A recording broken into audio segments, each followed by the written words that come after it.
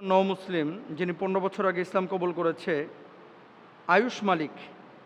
এই আয়ুষ মালিককে নিয়ে অনেক কথা হচ্ছে এবং ভারতে তোলপাড়। আমার প্রশ্নের ৩টা জায়গা। নাম্বার 1, আয়ুষ মালিক যে ইসলাম কবুল করেছে তার অতীতের যে হিন্দু ধর্ম পালন করার কারণে যে গুনাহগুলো হয়েছিল সব গুনাহগুলো কি মাফ হয়েছে?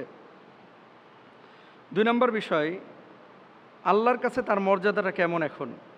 ৩ নম্বর, তাকে কি আমরা জামানার মুসআব হিসাবে আখ্যায়িত করতে পারি কিনা? আয়ুষ মালিকের যে বিষয়টা আসলে এখানে লেখা হয়েছে, ৩টা পয়েন্ট আপনি বলেছেন। এই ৩টা পয়েন্টের প্রথম কথা যে ১৫ বছর হয়েছে ইসলাম কবুল করা, তার আগে যে গুনাহগুলো করেছে, রাসূল আকরাম সাল্লাল্লাহু আলাইহি ওয়াসাল্লামের হাদিস হচ্ছে, কেউ যখন আত্মসমর্পণ করে আল্লাহর দিকে ফিরে আসে, অর্থাৎ মুসলমান হয়, আল্লাহ সুবহানাহু ওয়া তাআলা তার অতীতের গুনাহ খাতাগুলো মাফ করে দেন।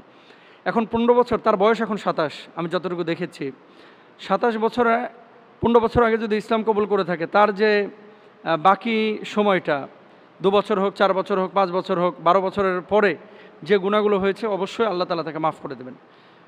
২ নম্বর বলেছেন যে আল্লাহর কাছে তার মর্যাদা, এখন অবশ্যই আল্লাহর কাছে সে আল্লাহর খাস বান্দা, প্রিয় বান্দাদের মর্যাদায় উন্নীত হয়ে গেছে। সুবহানাল্লাহ। জামানার মুসআব হিসেবে আপনি কথা বলবেন কিনা? আপনি হয়তো বা আখ্যায়িত করেছেন। দেখেন সাহাবী রিদওয়ানুল্লাহি আনহুম আজমাইন তারা তারকাতুল্য, তাদের মর্যাদার সাথে সাধারণ মানুষের মর্যাদা আপনি মিলাতে পারবেন না। তবে হ্যাঁ, একে নিয়ে এই ব্যক্তি মানে আয়ুষ মালিক, এখন তো তার নাম সম্ভবত মোহাম্মদ আলী, তো এই আলীকে নিয়ে আপনি যদি সাহাবীদের মতো মর্যাদা তাকে দিতে চান, এটা ভুল। তবে আল্লাহর কাছে তার মর্যাদা মুসলিম হিসেবে অনেক বেশি। সাহাবী রিদওয়ানুল্লাহি আনহুম আজমাইনদের মর্যাদা একরকম, সাধারণ মানুষ সে যখন ওলি হবে, সে যখন আত্মসমর্পণ করবে আল্লাহর কাছে, তার মর্যাদা হচ্ছে একরকম, দুটোকে মিলিয়ে ফেলা যাবে না। তো আয়ুষ মালিকের এই ঘটনাটা ভারতে তোলপাড় করলো কেন? এই যে আলীর ঘটনাটা কেন তোলপাড় করেছে? দেখেন, কোনো মুসলমান যখন অন্য ধর্মে ধর্মান্তরিত হয়, আমরা তো খালি অন্য ধর্ম থেকে মুসলমান ধর্ম বা ইসলাম ধর্ম কবুল করছে এগুলোকে আলোচনায় বেশি নিয়ে আসি। ইসলাম ধর্ম থেকে অনেকেই কিন্তু অন্য ধর্মে ধর্মান্তরিত হয়, ইউরোপ আমেরিকায় দেখা যায়। নাস্তিক্যবাদে অনেকে কিন্তু চলে যায়। ভারতেও কিন্তু মুসলমান থেকে হিন্দু হয়েছে, এরকম অসংখ্য ঘটনা ঘটেছে, সেগুলো কিন্তু আলোচনা হয় না। মুসলমান থেকে অন্য ধর্মে ধর্মান্তরিত হলে ডিরেক্ট জাহান্নাম, তার জন্য একেবারে সরাসরি ফায়সালা। অন্য ধর্ম থেকে যখন কেউ ইসলামের সুশীতল ছায়াতলে আসছে, নিজেকে আত্মসমর্পণ করাচ্ছে, আল্লাহ সুবহানাহু ওয়া তাআলা তার জীবনের গুনাহ খাতাগুলো মাফ করে দেন। এখন আপনি যে জামানার মুসআব হিসেবে কেন আখ্যায়িত করছেন? কারণ আছে। কারণটা হচ্ছে, এই ছেলেটা যখন জন্মগ্রহণ করে, তার বাবা এবং পারিবারিকভাবে তারা কিন্তু বিশাল পয়সাওয়ালা, সম্ভবত ওষুধের বিজনেস, তাদের ঔষধের। তো এই যে কোটিপতি ফ্যামিলিতে বড় হয়েছে সোনার চামচ মুখে দিয়ে, তাই না? সেখান থেকে ছোটবেলা থেকেই তার হৃদয়ের ভিতরে একটা আকুতি ছিল। সে বিভিন্ন মন্দিরে যাইতো, বিভিন্ন পুরোহিতের কাছে যাইতো, যে স্রষ্টা সম্পর্কে তার ধারণা, গবেষণা, চিন্তা, ফিকির, যে আসলে এই আসমান জমিনের মালিককে, যেই মূর্তিকে আমরা নিজ হাতে বানাচ্ছি তাকে আবার প্রভু মানছি, তিনি কি আবার প্রভু হতে পারেন? এই ধরনের বিভিন্ন থিঙ্কিং তার ভিতরে আসছিল। ওই যে কোরআনে আল্লাহ বলছেন, ওয়ালা ইন সাআলতাহুম মান খালাকাস সামাওয়াতি ওয়াল আরদ লা ইয়াকুলান্না আল্লাহ।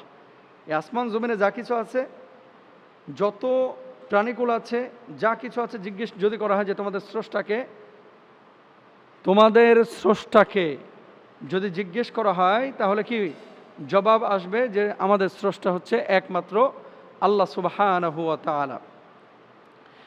তো এই আয়ুষ মালিক, এই ছেলেটা ইসলাম কবুল করার পরে তার তেষ্টাটা মিটে কোথা থেকে? আমরা যে এই যে ইউটিউব, ফেসবুক, অনলাইনে যে আলোচনাগুলো দিই, আপনারা মনে করেন যে কি না কি হয়, অনেকে চিন্তা করেন যে এগুলো শুধুমাত্র সোশ্যাল মাধ্যমে যাচ্ছে। তিনি মূলত মুগ্ধ হয়েছেন এবং আগ্রহী হয়েছিলেন ডক্টর ইসরার আহমদের আলোচনা শুনে, পাকিস্তানি স্কলার, এবং তার প্রত্যেকটা আলোচনা তার কলিজা বেদ করে একেবারে ভিতরে ঢুকেছে, তার হৃদয়টাকে আলোকিত করেছে, কুফরের অন্ধকার তার হৃদয় থেকে দূরভূত করে দিয়েছিল। এই জন্য সোশ্যাল মাধ্যম এবং এই যে মোবাইল, তারপরে ইন্টারনেট, এগুলো আপনি যে ব্যবহার করছেন দিনের জন্য ব্যবহার করেন ভাই, দিনই কিছু কাজ এখানে দেন, দিনের কিছু উপকার আপনি করেন, যদি করেন ইনশাআল্লাহ তাআলা দেখবেন এখান থেকে ভালো কিছু আসছে।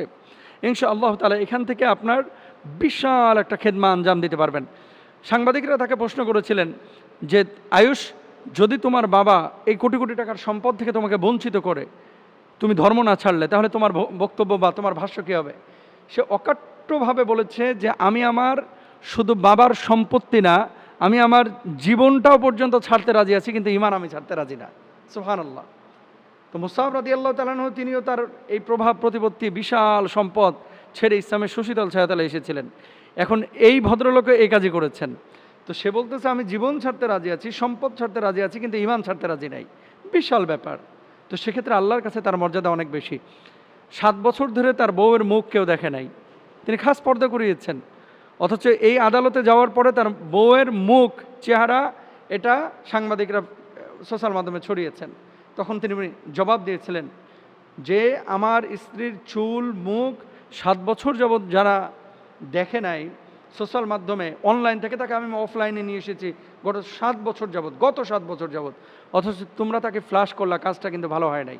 তার মানে তার আধ্যাত্মিকতা, তার তাকওয়া, তার আল্লাভীরতা, তার চিন্তা চেতনা, এটা আপনার আমার চাইতে অনেক বেশি ডেভেলপ হয়েছে আলহামদুলিল্লাহ।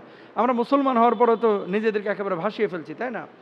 তো আসলে এই ধরনের ঘটনাগুলো থেকে আমাদের শিক্ষা নেওয়া উচিত। এবং ভারতবর্ষকে যে মানে এই ঘটনাটা ঘটার পরে সে যে মেসেজগুলো দিয়েছে, এই মেসেজগুলো থেকে একটা বিষয় আমাদেরকে ক্লিয়ার কনসেপ্ট রাখতে হবে যে আল্লাহর জন্য যখন নিজেকে আত্মসমর্পণ করাবো, নিজেকে সঁপে দেব, তখন ওই যে কোরআনুল কারীমের সেই আয়াত উদখুলু ফিস সিলমি কাফা, পরিপূর্ণভাবেই ইসলামে দাখিল হইতে হবে, পরিপূর্ণভাবে আত্মসমর্পণ করতে হবে, পরিপূর্ণভাবে আল্লাহর সামনে নিজেকে ঝুঁকিয়ে দিতে হবে, আল্লাহর জন্য নিজেকে একেবারে উৎসর্গ করে দিতে হবে। আল্লাহ তাআলা তৌফিক দান করুন এবং আয়ুষ মালিক এই আলীর মতো আমাদেরকে আদর্শবান হওয়ার সমঝ বা বুঝ দান করুন। আমিন।